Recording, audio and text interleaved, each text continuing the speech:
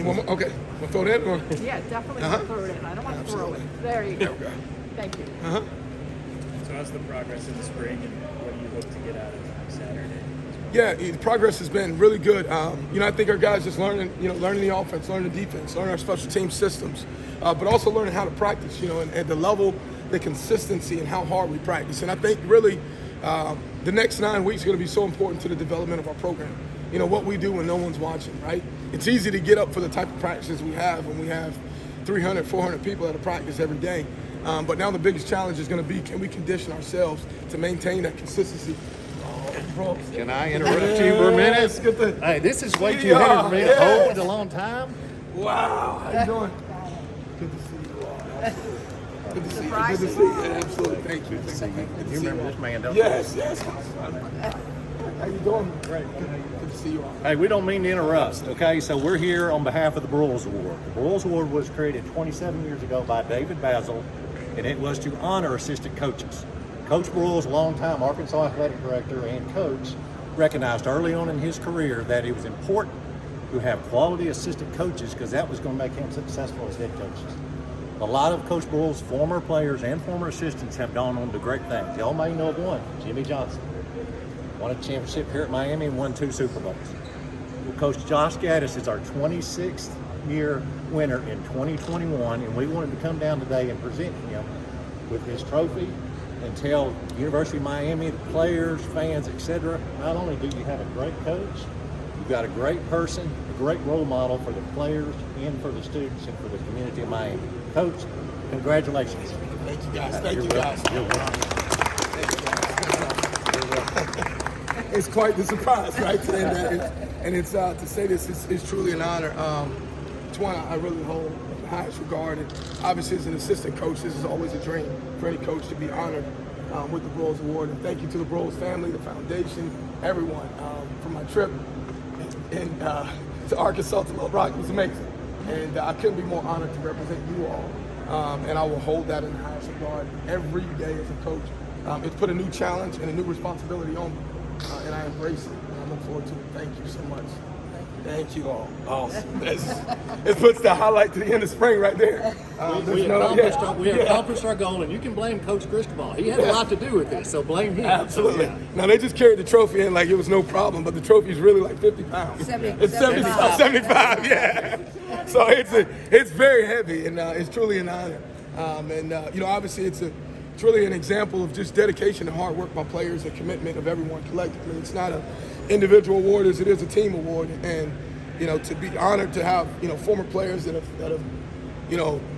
upheld my coaching and everything that I've asked them. It's truly been an honor, and that's the relationship that I look forward with these guys. It's just to be able to lead these young men to better and brighter days. Obviously to grow them on the field, off the field, develop them in so many different ways, personally and professionally within this sport. And so, thank you again. Thank you so much. Coach, can I get a picture of me? Absolutely. Handing you the trophy? Yes.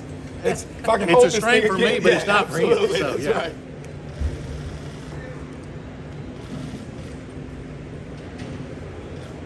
Can we jump in and get one too? Yeah, jump on in. You got it.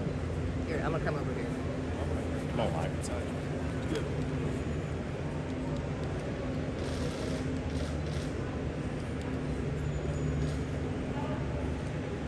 Some of the players after it's over, then they would have some pictures or whatever. So they would sit down. We're gonna hang for a few minutes. Yes, absolutely. When you're done. Y'all go ahead and finish. Perfect. Sure. Excuse me. Awesome. Wow. So was this just made up, huh? There's the road questions. Okay. Perfect. Thank you. Okay. So to finish up, obviously, what I'm looking forward to Saturday is really just the guys to go out and really just execute confidently for themselves and for their families. They've put in a ton of hard work, a ton of sacrifice. Obviously it's going to be a great environment, right? It's a sold-out crowd. You feel the energy and excitement around the University of Miami football right now, and specifically around all of our athletic programs right now. And so, to go out there and play confidently, eliminate clutter, just have fun. Play the game, but most importantly, stay healthy, right? We always pray for that in any type of spring game situation. Just make sure we leave out a complete team, and then make sure we maintain that progress going into our summer programs. Josh, I know you mentioned to Don Bailey last week about how DJ's game has stood out. Could you share a couple of other names of guys who really jumped out to you this spring on offense? Yeah, I mean, obviously Tyler's done an exceptional job leading the offense. Henry Parrish, the guy, getting him in here as a transfer. It's been a huge addition. He's done a phenomenal job just learning the offensive system and really kind of taking a leadership role on the team. And so obviously talked about DJ Ja'Kai Clark. Has done an exceptional job being our center. We put so much on our center in our offense, right? They're really the quarterback number 2 of the offense, making all the calls, checks, and he's done an exceptional job. You look at the receiver position, Xavier Restrepo, and he's just what he brings each and every day. Has been phenomenal because he's a guy that just practices so hard, executes at a very high level. You go on Jacoby George, Keyshawn Smith, Frank Ladson, being able to add those guys into the mix. And so, we're very excited. We've got to obviously build some more depth. That's going to be the key for us, right? We won't be as strong as that first group. We'll be as good as our second group. And that's truly the game of football because you got to be able to rely on your 22, not just on your first 11. There's injuries, there's guys that are missing each and every week. We've got to develop depth that when the next guy is out, the next guy comes in and the performance stays the same. And so that'll be really important for us as we move forward throughout the summer. Hey Josh, how do you strike a balance in a situation like this? You're on TV on Saturday, obviously. You're putting in a new offense here. As the OC, how do you strike a balance between what you show out there on Saturday and what you hold back? Well, yeah, that's a great question. Everybody in America will be watching, right? They'll be breaking down the spring game, right? There's a lot that's seen, and we do the same thing. We're watching every other team's spring game. We're putting it in the information in the system. Obviously, there's going to be some things that they've already seen from us from a self-scout standpoint when they look at our offensive system. But for us, most importantly, rather than sacrifice what we show, it's about giving our kids the ability to play confident in what they do. So at the end of the day, if we hold back or we play or we do everything, we just want our kids to be able to go out there and execute it confidently because that's the biggest thing. Allowing our kids to gain confidence from the spring game moment that they can piggyback off of that in the summertime to make them excel in their workouts. Coach, last season in Michigan, you ran a lot of pinning and pulling within your outside run game. Just in general, can you talk about some of the advantages of running this type of blocking process within an offense? Yeah, we want to have diversity in everything that we do, diversity in who touches the ball, diversity in our run schemes.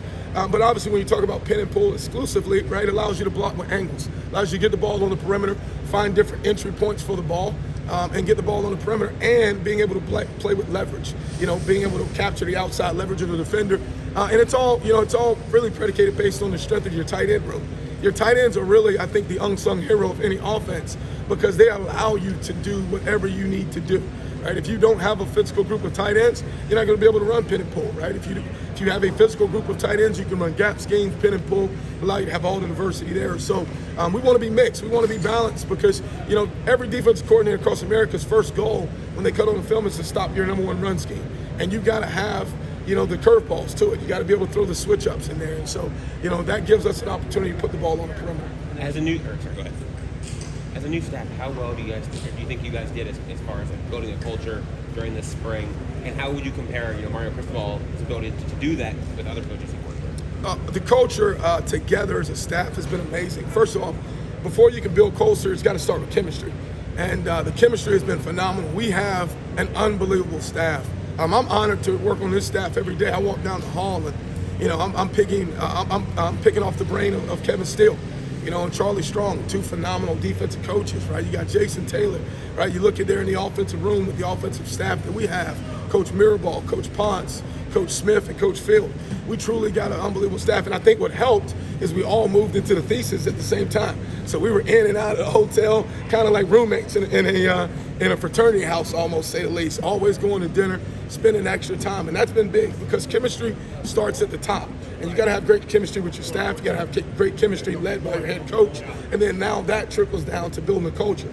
And when you look at the culture that Coach Cristobal has been able to create, it's been very important that we establish two things this spring, which is our number one goal was mentality and identity. And those two things, if you ask our kids, those are the two things that we harp on every day. The identity of our team, and when we talk about identity, we talk about what we do and how we do everything is anything, okay? And that's the number one goal, whether that's in the academics, whether that's the locker room, whether that's the weight room, and developing that identity of our team and then the mentality, the physical presence, how we're going to practice, the physicality we're going to practice with, and the competition level. And so our kids have done a phenomenal job just embracing the culture that we've established. And yeah, how well do you think that's going to trickle Last down? question for Coach Gattis. Is that all right? Yeah, go ahead. All right. We're getting to Corey Brown today. What have you seen out of him?